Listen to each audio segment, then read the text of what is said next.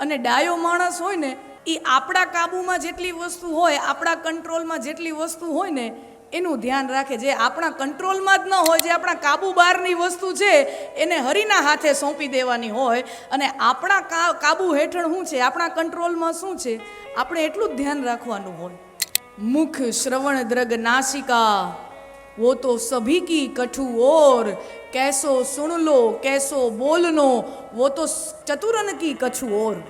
મુખ શ્રવણ દ્રગ નાસિકા, આંખ મોઢું કાન નાક ડાયા માણાને ચહેરામાં જે જગ્યાએ હોય ને એ જ જગ્યાએ ગાંડા માણાને હોય. આંખ મોઢું કાન નાક બધાને ભગવાને એક જ જગ્યાએ આપ્યું છે અને એક જ હરખું આપ્યું છે. પણ ડાયો માણસ હોય ને એ આ ઇન્દ્રિયોનો ઉપયોગ બહુ અલગ રીતે, સારી રીતે કરે.